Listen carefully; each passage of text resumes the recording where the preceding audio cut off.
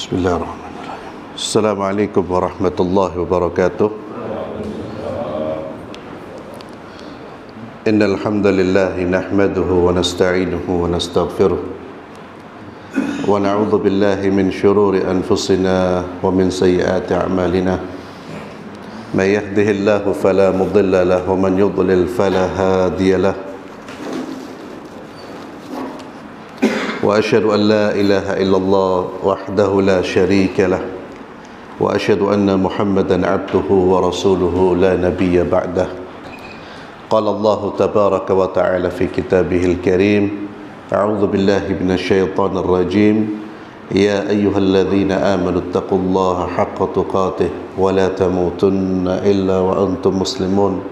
يا أيها الناس اتقوا ربكم الذي خلقكم من نفس واحدة وخلق منها زوجها وبث منهما رجالا كثيرا ونساء واتقوا الله الذي تساءلون به والأرحام إن الله كان عليكم رقيبا.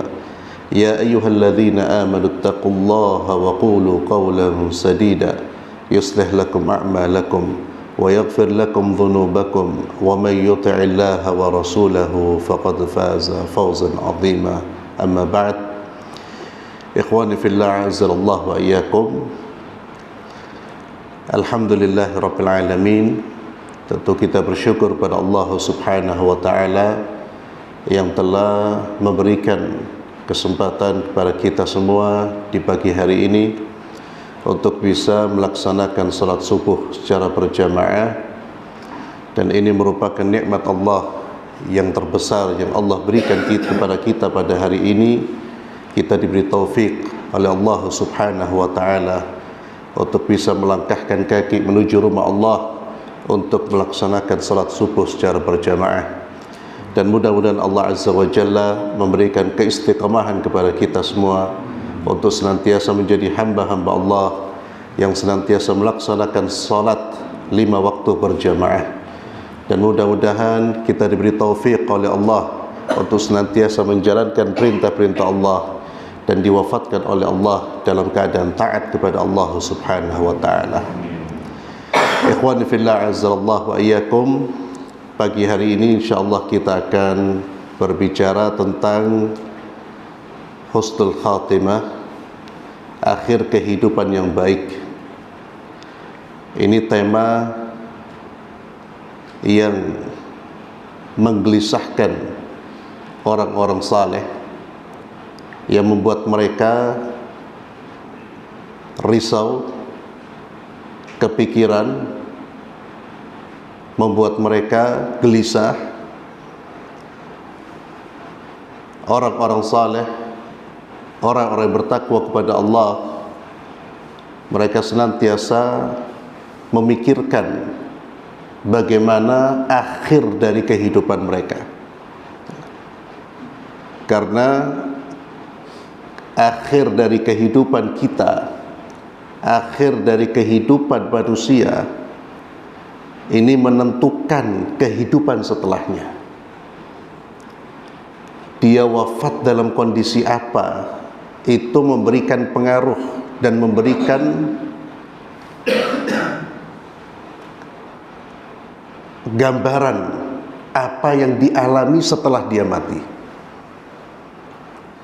Kondisi sebelum dia meninggal dunia, detik-detik sebelum dia meninggal, itu akan memberikan gambaran bagi dirinya apa yang nanti akan dialami setelah dia meninggal dunia. Nabi kita Muhammad sallallahu alaihi wasallam, beliau bersabda di dalam hadis yang diriwayatkan oleh Imam Bukhari, "Innamal a'malu bil khawatim." Innamal a'mal bil khawatim. Sesungguhnya amal-amal manusia itu tergantung akhir dari kehidupannya, tergantung akhir dari amal yang dia lakukan. Ini yang menentukan kondisi kita setelah kita meninggal dunia, bagaimana kita mengakhiri kehidupan di dunia ini. Maka kita bisa melihat bagaimana kerisauan orang-orang saleh. Al-Imam Al-Thawri rahimahullahu ta'ala, kita tahu beliau merupakan salah seorang alim faqih, alim dalam pengertian yang sesungguhnya, menghafal 30.000 hadis, seorang alim salafus saleh yang hidup pada tahun sebelum tahun 100 Hijriah, yang menjadikan malamnya dua bagian. Satu bagian untuk menghafalkan hadis dan bagian yang lain untuk mengerjakan salat di malam hari. Alim, faqih, abid, itu Imam Sufyan Ats-Tsauri rahimahullah. Meskipun demikian, beliau termasuk orang yang sangat khawatir bagaimana nasib kehidupannya di akhir hayatnya. Diriwayatkan bahwa beliau pernah berdiri, beliau pernah berkata, ya, sambil menangis, dia mengatakan, sesungguhnya saya takut dicabut keimanan saya ketika saya meninggal dunia. Ini tangisan dan rasa takut dari Imam Sufyan Ats-Tsauri rahimahullahu ta'ala. Imam Malik bin Dinar rahimahullah pernah berdiri di malam hari sambil memegang jenggotnya dan berkata, ya Rabb, Engkau telah mengetahui penduduk surga dan penduduk neraka, lantas di manakah Malik nanti berada? Dan banyak riwayat-riwayat dari salafus saleh bagaimana rasa takut mereka dari kehidupan yang buruk. Padahal kita tahu kebaikan mereka itu melampaui kebaikan kita, ya. Bahkan mungkin tidak bisa dibandingkan, ya ikhwan. Silakan kita baca sejarah salafus saleh. Bahkan jangan salafus saleh, mungkin ulama-ulama yang mengikuti salafus saleh zaman sekarang mungkin dengan kita jauh perbandingannya, baik dari aspek ilmu, ibadah, ketaatan, dan seterusnya. Namun rasa takut mereka begitu besar. Dan ini ikhwani fillah yang menyebabkan mereka-mereka ini terus memperbaiki diri. Terus memperbaiki diri dengan ketaatan kepada Allah, meningkatkan ibadah kepada Allah, memperbaiki keikhlasan mereka, menunjukkan ketawadhuan mereka di hadapan Allah, di hadapan makhluk-makhluk Allah. Tidak ada di antara mereka yang mengatakan iman mereka lebih baik dari iman yang lain. Dengan ketaatan dan keilmuan yang luar biasa. Mereka takut kepada Allah subhanahu wa ta'ala dengan ketakutan yang luar biasa, bukan karena mereka tidak percaya dengan luasnya rahmat Allah, tapi mereka mengkhawatirkan diri mereka sendiri. Mereka khawatir jika suatu saat kesombongan masuk di dalam diri mereka. Mereka khawatir jika suatu saat mereka tertipu oleh godaan syaitan. Mereka khawatir terhadap diri mereka sendiri. Dan itulah kekhawatiran yang juga perlu menghampiri diri kita. Rasa khawatir, rasa takut yang juga perlu kita rasakan. Bagaimana nasib saya di kemudian hari. Oleh karena itu ikhwani fillah azzalallahu wa iyyakum, setaat-taatnya seorang manusia, setaat-taatnya kita, sebaik-baiknya kita, jangan pernah kita menganggap diri kita sudah pasti meraih husnul khatimah. Jangan pernah menganggap diri kita pasti saya masuk surga. Saya tidak pernah meninggalkan sholat subuh berjamaah. Saya tidak pernah meninggalkan ketaatan. Lah, tidak ada jaminan ikhwan fillah. Husnul khatimah ini merupakan hal yang kita ingin raih. Saya kira itu merupakan cita-cita semua orang. Dan kita pun berharap untuk meninggal dalam keadaan husnul khatimah. Bahkan seorang muslim, ya, ketika mendengar seorang imam atau siapapun yang berdoa, Allahumma inni as'aluka husnal khatimah, kita dengar suara amin yang paling keras ketika mendengarkan kalimat husnul khatimah. Dan mudah-mudahan Allah Azza wa Jalla menutup usia kita dengan husnul khatimah. Ikhwani fillah, ma huwa husnul khatimah? Ya. Yang pertama yang ingin kita sampaikan, husnul khatimah, kematian yang baik itu dengan hak husnul khatimah.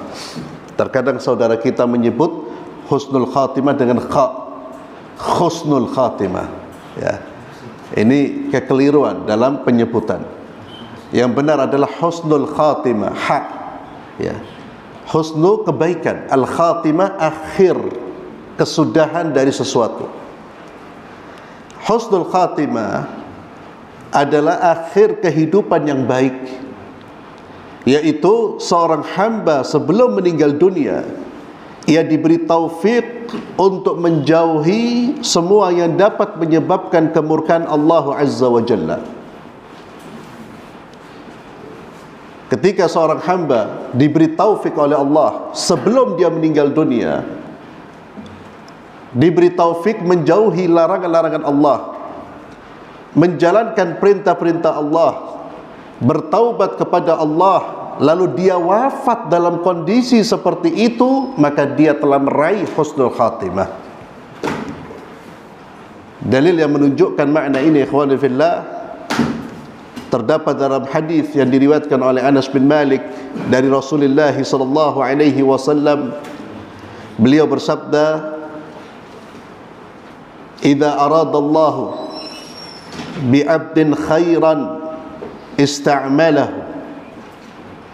Jika Allah Subhanahu wa ta'ala menginginkan kebaikan bagi seorang hamba, maka Allah yasta'miluhu, Allah akan menggunakannya. Lalu para sahabat bertanya, qalu kaifa yasta'miluh, bagaimana Allah menggunakannya? Apa yang dimaksud isti'mal di sini? Qala Nabi sallallahu alaihi wasallam, yuwaffiquhu li'amalin salih qabla mautih.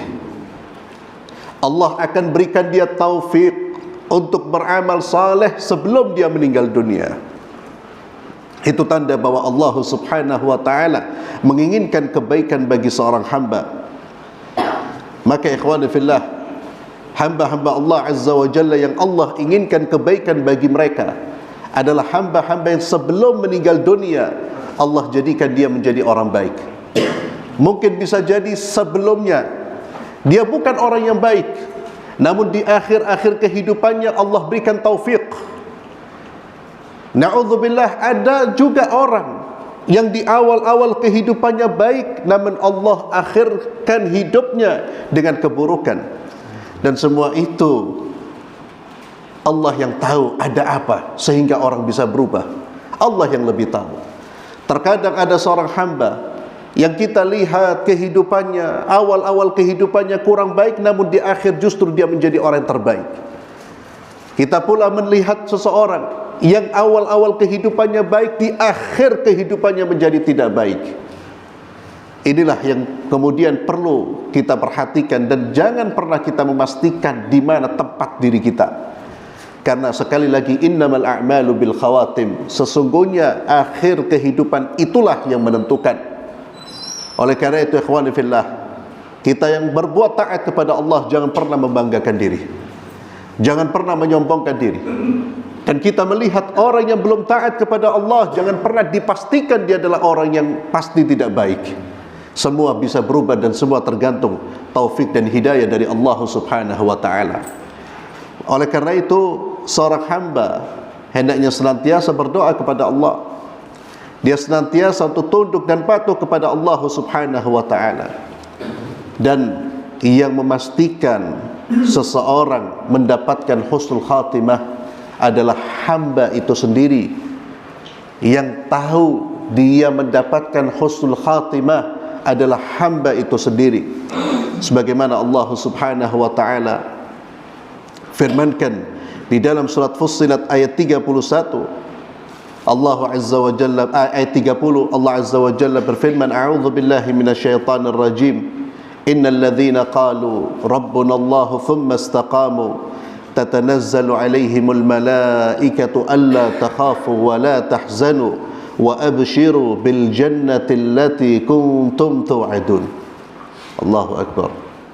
Innal ladzina qalu rabbuna Allah, sesungguhnya orang-orang yang mengatakan Tuhan kami adalah Allah, thumma istaqamu, kemudian mereka istiqamah di jalan Allah Subhanahu wa ta'ala, tatanazzalu alaihimul malaikatu alla takhafu wa la tahzanu, ketika dia menghadapi sakratul maut, ketika dia berada dalam detik-detik kematiannya, Allah Azza wa Jalla akan mengirim malaikat berduyun-duyun, malaikat datang menyambutnya dengan mengatakan, alla takhafu wa la tahzanu, janganlah engkau takut, janganlah engkau bersedih, wa abshiru bil jannati allati kuntum tu'adun, dan berilah kabar gembira, bergembiralah dengan syurga yang telah Allah persiapkan untuk anda. Allahu Akbar. Dan itulah lahazat, saat-saat yang paling membahagiakan sebelum dia meninggal dunia. Memang setiap kematian ada sakarat, ada rasa sakit. Tapi bagi seorang mukmin rasa sakit tersebut tidak lama. Dan setelah itu dia mendapatkan kabar gembira dari Allah Subhanahu wa ta'ala. Anda bisa bayangkan ikhwani fillah, kondisi yang paling mencekam, kondisi yang paling menakutkan bagi manusia adalah tatkala dia didatangi oleh malaikat maut, oleh malaikat pencabut nyawa. Tapi demikian keadaan orang-orang beriman. Allah tidak membuat mereka takut begitu saja. Allah mengirim malaikat yang memberitahukan kepada mereka, yang menenangkan hati mereka. Sebagaimana mereka di dunia gelisah, mereka di dunia gelisah, mereka di dunia takut karena takut kepada Allah. Mereka di dunia memikirkan bagaimana nasib mereka di akhirat, sehingga mereka berjuang untuk terus bertakwa kepada Allah. Di saat kematiannya Allah memberikan ketenangan, wa abshir, sudah saatnya sekarang kau beristirahat. Saatnya kau beristirahat, saatnya kau bergembira. Sebagaimana di dunia kau sedih karena Allah, engkau taat karena Allah, engkau melangkahkan kakimu di kegelapan malam karena Allah. Saatnya engkau saat ini bergembira dan beristirahat. Wa abshiru bil jannah. Allahu Akbar. Mudah-mudahan kita termasuk mereka-mereka yang Allah sebutkan dalam ayat ini. Tatanazzalu alaihimul malaikah.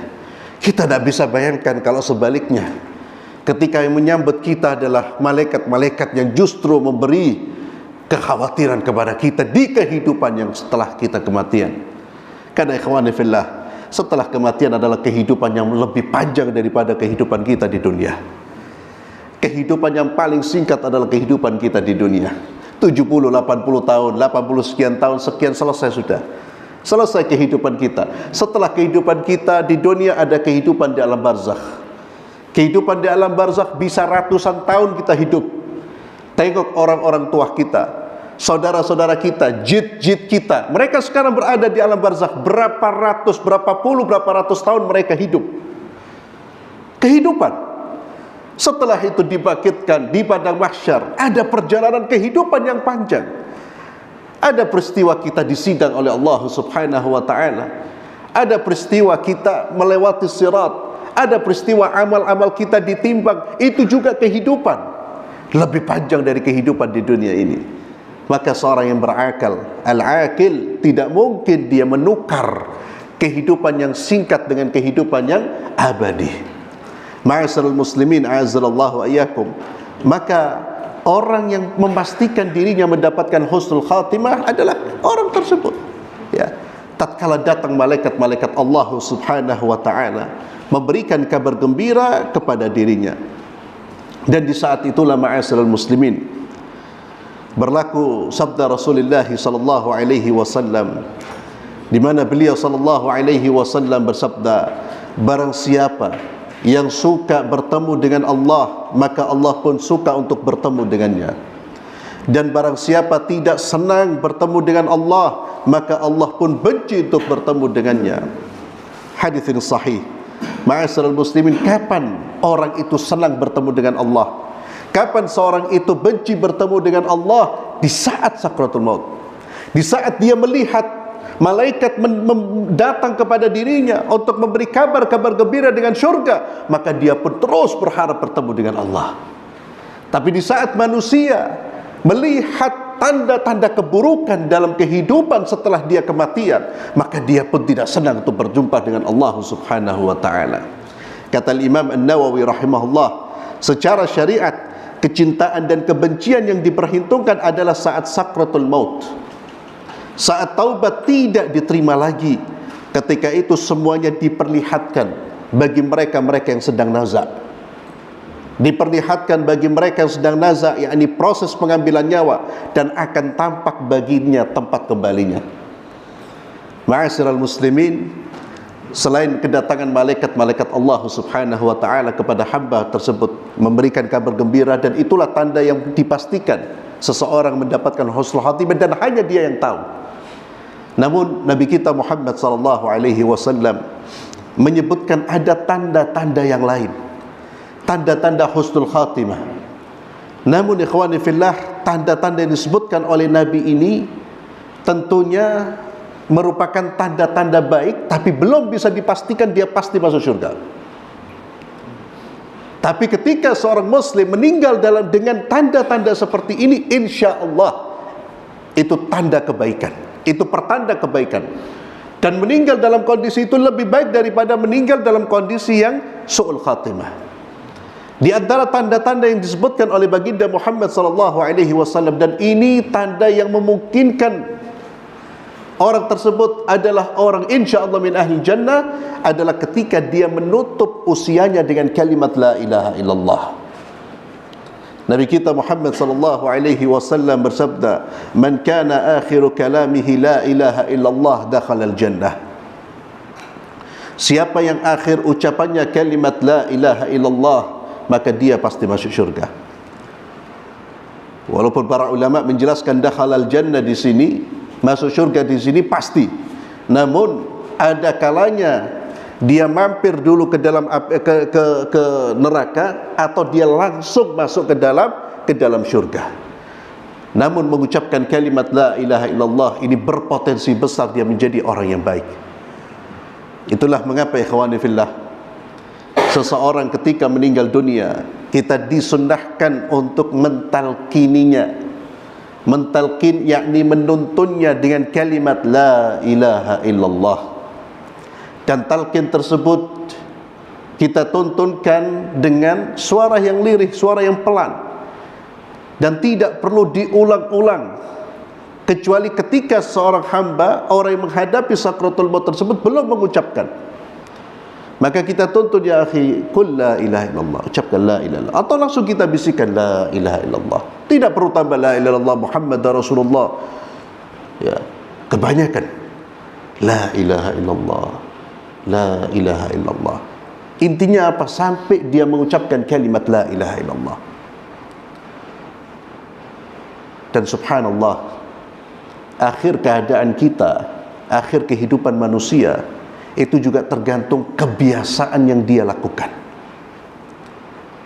Banyak orang yang menutup usia dengan kebiasaan yang biasa dia lakukan, dengan mengucapkan apa yang sudah menjadi kecintaannya di dunia, apa yang biasa dia ingat ketika dia masih hidup. Al-Imam Ibnu Qayyim rahimahullah ta'ala dan Al-Imam Ibnu Rajab Al-Hambali menceritakan beberapa kasus, beberapa peristiwa, bagaimana orang-orang yang meninggal dunia ketika ditalqin untuk mengucapkan la ilaha illallah, dia tidak mampu mengucapkan la ilaha illallah, tapi dia justru mengucapkan kalimat-kalimat kekufuran. Disebutkan bahwa ada seorang hamba yang ditalqin, dituntut untuk mengucapkan kalimat la ilaha illallah. Dia seorang muslim, dan kalimat la ilaha illallah bukan kalimat yang asing bagi dia. Namun ketika dalam kondisi sakratul maut, ketika dituntun kalimat la ilaha illallah, dia mengatakan saya kufur dengan kalimat la ilaha illallah fi akhir hayat, kemudian meninggal dunia. Ada yang dituntun mengucapkan kalimat la ilaha illallah, apa yang dia katakan? Hadirkan minuman keras. Mana gelas-gelas yang berisi khamr? Mana gelas-gelas yang berisi khamr? Meninggal dunia, dia syaribul khamr, pecandu minuman keras. Ada yang ditonton kalimat la ilaha illallah, dia terus melantunkan lagu-lagu yang biasa dia nyanyikan. Diceritakan oleh Imam Ibnu Qayyim, terus bernyanyi sampai dia wafat. Wala kalimah la ilaha illallah. Ada yang dituntun mengucapkan kalimat la ilaha illallah, apa yang terucap dari lisannya? Skak, skak, skak. Dia habiskan usianya untuk bermain catur. Ini yang kemudian menjadi pelajaran bagi kita semua, bahwa seorang manusia itu dia akan membawa kebiasaannya ketika dia berada dalam kondisi sakratul maut. Maka lihat, tengok apa kebiasaan kita. Zikrullah, mengingat Allah, ibadah kepada Allah, qiraatul Quran. Dan ini kejadian diceritakan oleh Imam Ibnu Qayyim, dan juga kejadian yang kemudian diceritakan oleh para ulama yang menyaksikan orang-orang dalam kondisi sakratul maut. Syekh Nabil Al-Awadhi menceritakan bagaimana di Saudi Arabia, kejadian bukan masa salaf.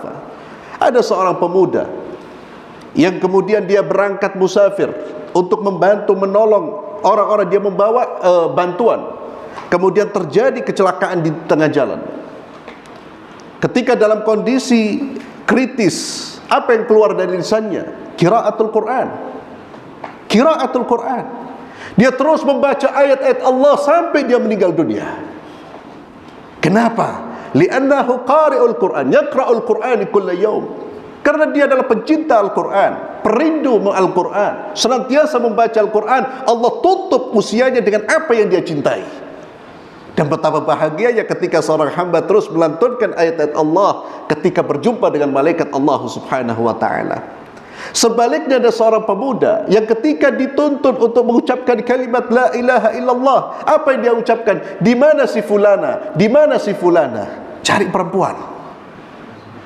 Ya akhi. Dan itu Allah perlihatkan. Ini memberikan pelajaran kepada kita bahwa apa yang kita senangi, apa yang kita sukai, apa yang menjadi kebiasaan kita, itu akan terbawa sampai kita berada dalam kondisi akhirul haya. Ikhwani fillah, kalimat la ilaha illallah, kalimat yang simple, ringkas, mudah diucapkan, tapi tidak semua orang mampu mengucapkan kalimat ini. Bahkan ikhwani fillah, di alam kubur pun demikian. Ketika malaikat bertanya, man rabbuk wa ma dinuk, pertanyaan-pertanyaan malaikat, siapa nabimu, apa agamamu? Pertanyaan-pertanyaan malaikat, apa agamamu, siapa nabimu, ya, siapa Tuhanmu? Subhanallah, Nabi mengabarkan tidak semua orang mampu menjawab. Orang kafir dan munafik mengatakan ha la adri, la adri, la adri. Padahal di dunia siapapun ketika ditanya siapa Tuhannya, siapa Tuhanmu? Allah. Siapa nabimu? Muhammad SAW. Apa agamamu? Islam. Kalau hatta dia bukan orang Islam, siapa Tuhannya orang Islam? Allah. Siapa nabinya orang Islam? Muhammad. Mudah. Tapi di akhir di alam barzakh, di alam kubur, ketika malaikat bertanya pertanyaan tersebut, mereka tidak semua orang mampu menjawab. Kenapa? Tergantung amal, ikhwan. Semua tergantung kebiasaan dia di dunia. Orang akan mudah mengucapkan kalimat la ilaha illallah jika dia menjaga tauhid. Jika dia betul-betul menjaga tauhid, menjaga kemurnian tauhid, tidak berbuat syirik kepada Allah, dia mengimplementasikan, mengaktualisasikan kalimat la ilaha illallah dalam kehidupannya. Dia betul-betul menjadikan Allah sebagai Tuhannya, satu-satunya yang diibadahi, hatinya bergantung kepada Allah, tawakal hanya kepada Allah, berdoa hanya kepada Allah. Dia jaga komitmen kalimat la ilaha illallah, maka Allah mudahkan usianya, maka Allah mudahkan bagi dia untuk ketika menutup usianya dengan kalimat la ilaha illallah. Demikian pula orang yang telah mengucapkan kalimat syahadah, asyhadu anna Muhammadar Rasulullah, ketika dia komitmen dengan sunnah-sunnah Rasulullah sallallahu alaihi wasallam, dia menjalankan apa yang dijalankan oleh Rasulullah sallallahu alaihi wasallam, maka Allah akan mudahkan bagi dia untuk menjawab pertanyaan-pertanyaan malaikat. Karena mudahnya menjawab ketika ditanya bukan karena hafalan seseorang, bukan karena apa yang terekam di dalam memorinya, tapi apa yang dia lakukan di dunia. Bagaimana kejujuran dia dalam mengimplementasikan kalimat la ilaha illallah Muhammadar Rasulullah. Ini yang memudahkan kehidupan seseorang di akhir hayatnya maupun di alam barzakh. Ikhwani fillah azzallahu wa iyyakum. Kemudian Nabi juga menyebutkan tanda yang lain selain mengucapkan kalimat la ilaha illallah. Di antaranya adalah meninggal dengan irqul jabin, dengan kening yang berkeringat. Ini juga termasuk di antara tanda yang disebutkan oleh Nabi kita Muhammad sallallahu alaihi wasallam. Beliau bersabda, kematian seorang mukmin dengan keringat di keningnya. Dan ini termasuk tanda yang baik. Kemudian di antaranya meninggal pada hari Jumat dan malam Jumat. Ini juga termasuk tanda yang baik. Sebagaimana sabda Rasulullah sallallahu alaihi wasallam, "Ma min muslim yamut yaumal jum'ati aw lailatal jum'ah illa waqahu Allahu fitnatal qabr." Tidaklah seorang muslim meninggal pada hari Jumat atau malam Jumat melainkan Allah akan menjaganya dari fitnah atau siksa kubur. Hadis sahih riwayat Imam Ahmad dan Imam At-Tirmidzi.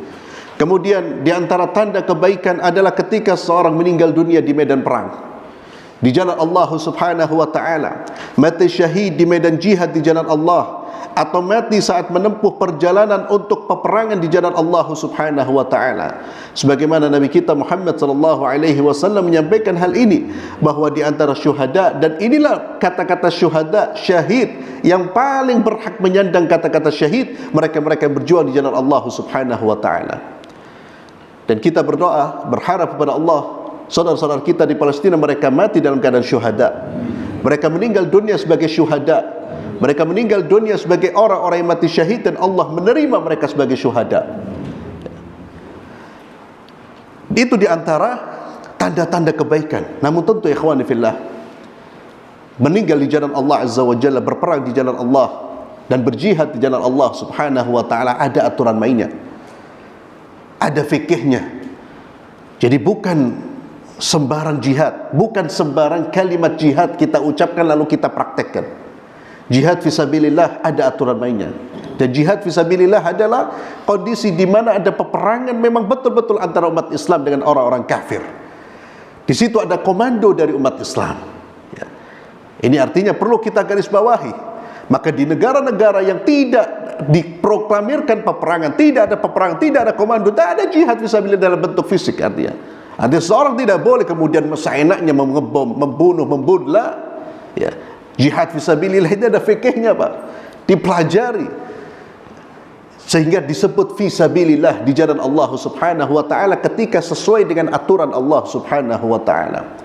Ma'asyiral muslimin, dan tentunya kita sepakat bumi jihad adalah bumi Palestina. Ya. Karena mereka adalah orang-orang yang dijajah, agresi oleh Zionis, dan mudah-mudahan Allah Azza wa Jalla membinasakan mereka. Allahumma izzal Islam wal muslimin. Ya, kita terus berdoa kepada Allah memuliakan Islam dan kaum muslimin, menolong saudara-saudara kita. Itu terus kita panjatkan ikhwan.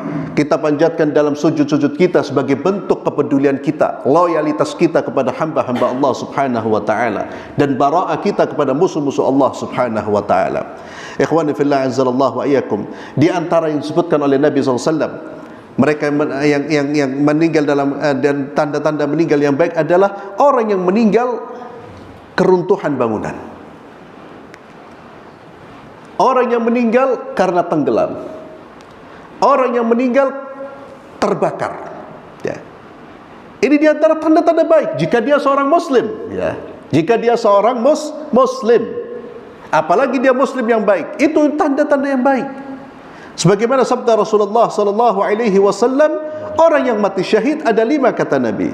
Orang yang mati karena penyakit taun, penyakit yang mematikan. Orang yang meninggal karena penyakit di perutnya. Orang yang tenggelam, orang yang terkena reruntuhan, dan orang yang syahid di jalan Allah Subhanahu wa taala. Termasuk orang yang terbakar di dalam hadis yang sahih. Kita terkadang ada orang terbakar, oh itu kakek dosa wong itu. Mati ini dah enak. Belum tentu ya akhi. Al-hariq. Ada orang yang meninggal tertimpa bangunan, tertimpa reruntuhan. Nabi SAW mengatakan tanda mati yang baik. Walaupun kita tidak berharap meninggal seperti itu. Orang yang kemudian tenggelam. Ya. Dan saudara-saudara kita di Palestina, mereka kebanyakan meninggal karena reruntuhan, dibom. Ya. Insya Allah mereka hidup saat ini, mereka hidup lebih baik daripada kehidupan kita, ya kawan. Ya. Memang penderitaan, tapi setelah penderitaan, ketika mereka bersabar jalan Allah, Allah akan berikan ganti dengan kebahagiaan yang abadi. Selesai penderitaan mereka, selesai. Hanya dalam hitungan sekejap. Karena kematian sekejap. Setelah itu kebahagiaan insya Allah yang mereka terima, insya Allah. Orang-orang yang meninggal dunia dalam kondisi bangunan yang runtuh, di dalam bangunan yang runtuh, kebakar dan seterusnya, termasuk orang-orang yang baik. Termasuk di antara tanda husnul khatimah disebutkan oleh Nabi SAW adalah wanita yang meninggal dunia setelah melahirkan.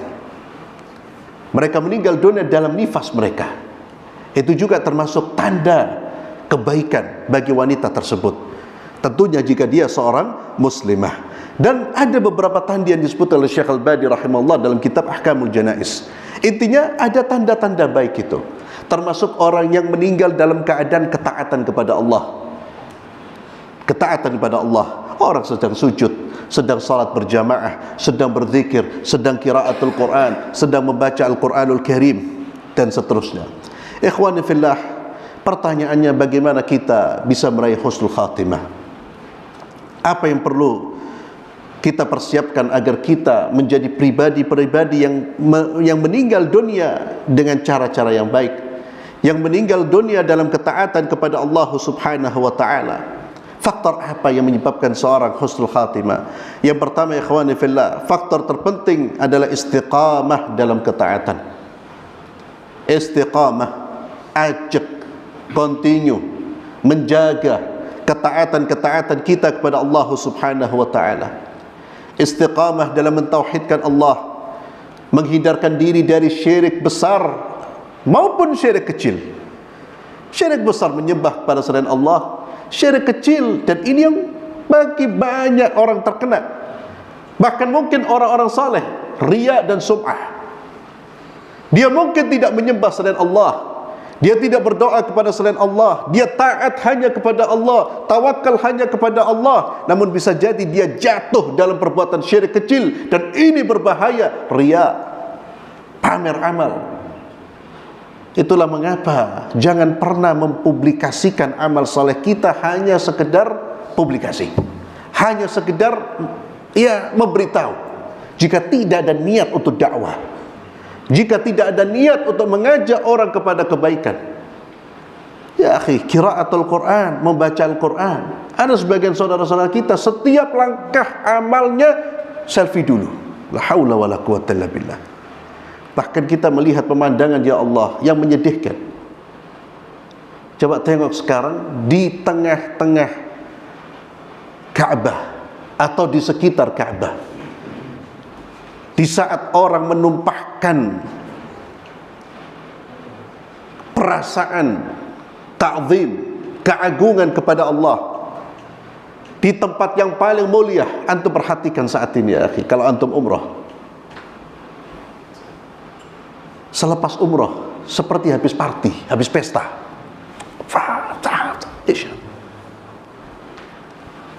Dan itu tidak sedikit.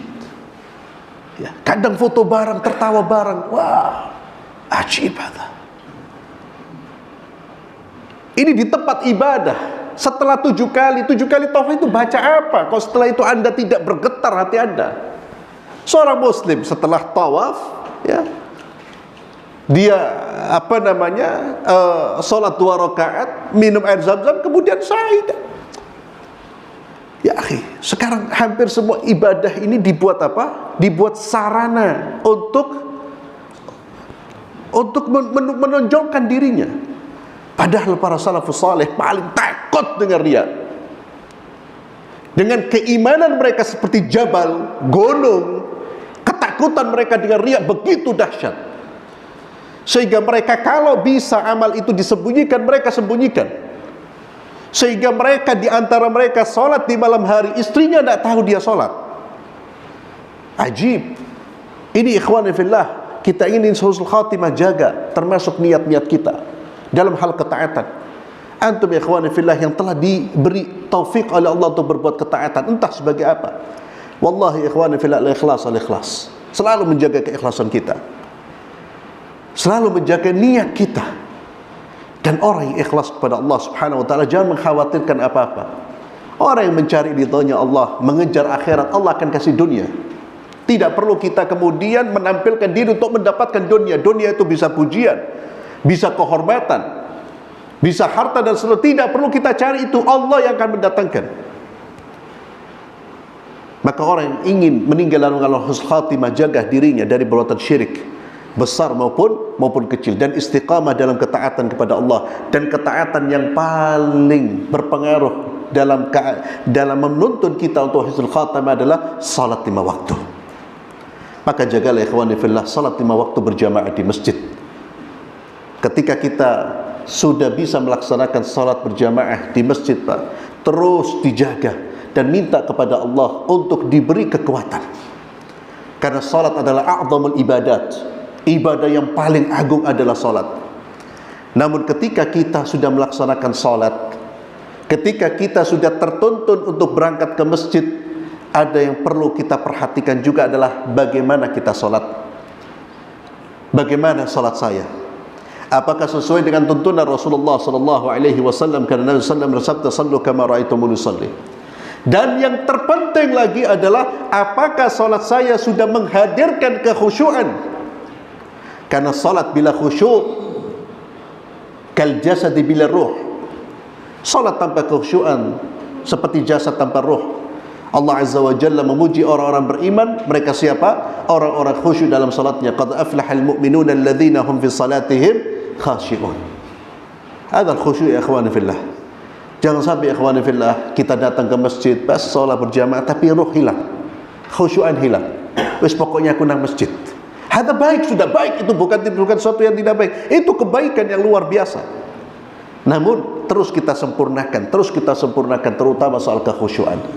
Tata caranya kita perhatikan, bacaan-bacaannya kita perhatikan, khusyuknya perlu kita perhatikan. Kalau ini kita jaga, insya Allah kita punya bekal untuk meninggal dalam keadaan husnul khatimah. Maka jagalah. Kemudian hindari segala perbuatan dosa, apalagi dosa-dosa besar. Seorang muslim yang ingin mendapatkan husnul khatimah, dia akan meninggalkan perbuatan dosa. Dan jikalau dia jatuh dalam perbuatan dosa, karena kita manusia, maka segera bertaubat kepada Allah subhanahu wa ta'ala. Jaga pertaubat kita. Setiap kali berbuat dosa, segera bertaubat. Jangan pernah menunda-nunda taubat. Orang bisa jatuh dalam keadaan su'ul khatimah ketika dia meninggal taubat. Ketika dia mengatakan, nanti, usia saya masih muda, anak masih kuat, saya bisa bal-balan 45 menit 2 kali, saya masih bisa, saya masih kuat. Hati-hati ikhwani fillah. Kematian tidak melihat usia, tidak melihat kekuatan fisik. Maka setiap kali kita jatuh dalam perbuatan maksiat kepada Allah, jangan pernah mengatakan nanti. Segera bertaubat kepada Allah. Segera kita kembali kepada Allah subhanahu wa ta'ala. Ada yang lebih parah ikhwani fillah. Pemuda yang nunggu taubat ketika kapan? Ketika kawin.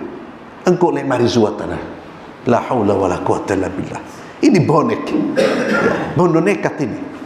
Dari mana? Ya akhi, saudara-saudara kita, apalagi di zaman sekarang, antum bisa saksikan. Coba tengok sekarang. Kita sudah mendengar kawan-kawan kita sekelas dengan kita meninggal dunia. Adik kelas kita meninggal dunia. Taubat kepada Allah subhanahu wa ta'ala, kita menjaga taubat. Kemudian ikhwani fillah, perbanyak doa. Perbanyak doa. Di antara doa yang diajarkan oleh baginda Muhammad sallallahu alaihi wasallam, Allahumma ya musarrifal qulub, sarrif qulubana ala ta'atik. Atau Allahumma ya muqallibal qulub, tsabbit qulubana ala ta'atik, ala dinik. Doa-doa itu terus kita panjatkan. Saya khawatir jangan-jangan kita ini jarang meminta doa untuk diteguhkan keimanan kita. Jangan-jangan kita sudah merasa iman kita sudah aman, sehingga kita jarang berdoa. Ya Allah, tsabbit, tsabbit, tsabbit. Kokohkan, kuatkan, jaga. Ini doa yang sering dibaca oleh baginda Muhammad sallallahu alaihi wasallam. Nabi, Rasul. Beliau senantiasa berdoa, ya Allah yang membolak-balikkan hati. Tsabbit qulubana, sarrif qulubana. Teguhkan, arahkan, kuatkan hatiku di atas agamamu. Ini yang perlu kita baca ikhwan fillah. Perbanyak doa untuk minta keteguhan. Perbanyak doa kemudian ikhtiar, insyaallah Allah akan berikan taufik kepada kita. Dan di antara doa yang Allah ajarkan, apa yang Allah ajarkan di dalam surah Al-Imran ayat ke-8, Rabbana la tuzigh qulubana ba'da idh hadaitana wa hab lana min ladunka rahmah innaka antal wahhab. Rabbana la tuzigh qulubana, ya Allah, janganlah engkau jadikan hati kami condong kepada kesesatan sesudah engkau beri hidayah. Hadza doa azim yang kita baca di dalam Al-Quran. Rabbana la tuzigh qulubana ba'da id hadaitan. Ketika kita sudah merasa berada di jalan Allah, merasa berada di jalan ketaatan, ucapkan selalu Rabbana la tuzigh qulubana. Ya Allah, jangan kau jadikan condong hati kita kepada kesesatan setelah engkau memberikan hidayah. Perbanyak doa kepada Allah Subhanahu wa taala. Kemudian ikhwani fillah, agar kita istiqamah di jalan Allah Subhanahu wa taala, perbaiki batin kita. Kalau tadi kita bicara tentang ketaatan termasuk ketaatan batin kita. Tadi saya singgung perbaiki keikhlasan kita, niat-niat kita. Kata para ulama, bisa jadi orang-orang yang kelihatan baik tapi matinya meninggal dunia, bisa jadi karena dia menyimpan keburukan di dalam hatinya yang tidak terlihat oleh manusia. Menyimpan penyakit riya, sum'ah, hasad, dengki, kebencian. Dia simpan terus, walaupun secara zahir mungkin dia terlihat saleh, tapi hatinya menyimpan keburukan. Itu yang dikatakan oleh para ulama di antara sebab-sebab yang tidak terlihat. Kenapa seorang hamba terkadang terlihat saleh, namun di akhir hayatnya justru dia meninggal dalam keadaan sul khatimah. Maka seorang muslim, dia hendaknya terus memperhatikan hatinya, Pak, termasuk tawadhu. Tawadhu ya akhi. Orang yang taat kepada Allah, orang yang mengerti tentang begitu pentingnya akhir dari segala usia, dia akan terus memperbaiki dirinya. Wallahi, orang mukmin yang takut kepada Allah, dia tidak akan pernah lupa untuk mengoreksi, memperbaiki dirinya. Hati-hati ma'asyiral muslimin, ketika kita sudah lebih banyak mengoreksi saudara kita daripada diri kita. Hati-hati ketika lisan sudah sering membicarakan si fulan, si alan daripada mengoreksi aib kita. Hati-hati, jangan-jangan kita sudah terkena penyakit ujub terhadap diri sendiri. Seorang muslim, dia boleh mengoreksi saudaranya dalam konteks amar ma'ruf nahi munkar dengan cara-cara yang baik. Dia boleh memperingatkan dari keburukan, bahkan bukan boleh, harus, wajib. Tapi dia tidak pernah lupa untuk melihat dirinya. Jangan sampai kita, ikhwan, baru ngaji, baru taat, kelihatan saleh, kemudian sudah bicara fulan, alan. La haula wala quwwata illa billah.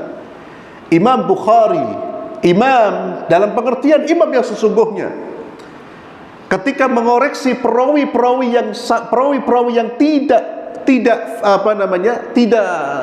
layak untuk diterima riwayatnya, beliau memilih kata-kata yang paling ringan. Dan setiap kali beliau mengoreksi, ketakutan yang luar biasa. Itu mengoreksi yang wajib, karena membuka kelemahan perawi-perawi hadis itu kewajiban. Kenapa? Dalam rangka menjaga hadis-hadis Rasulullah SAW. Meskipun demikian, mereka yang alim mengerti, mereka tidak umbar kata-kata yang tidak pantas.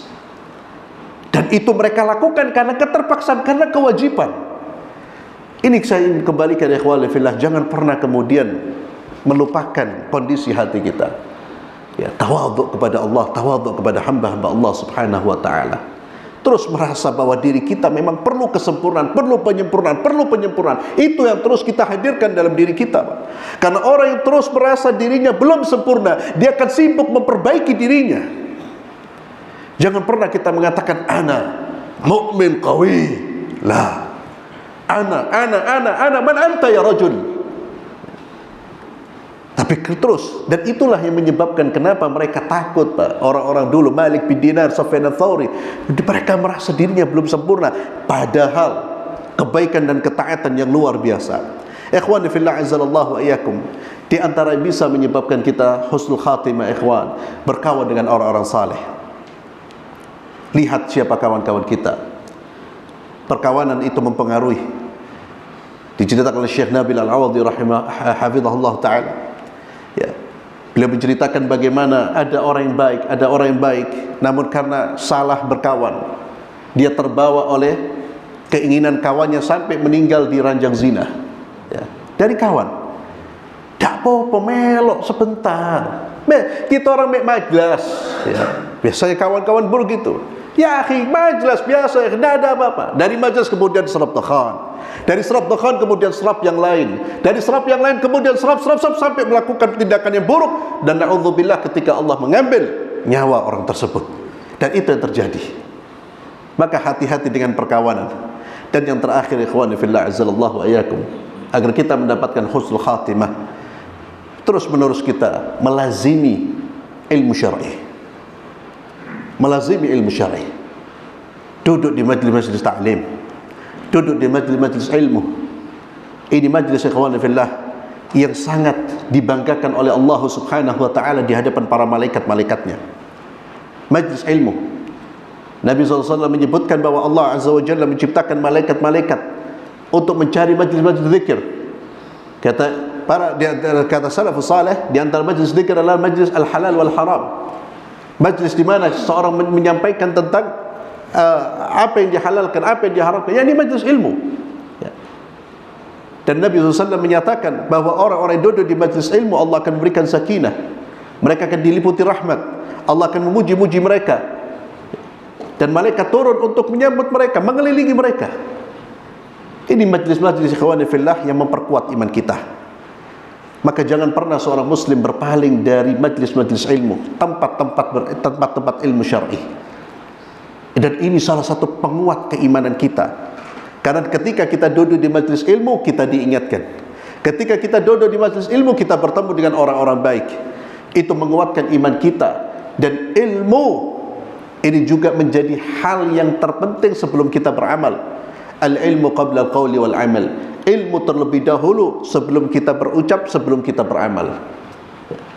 Alhamdulillah, Allah Azza wa Jalla memberikan jalan bagi kita untuk belajar.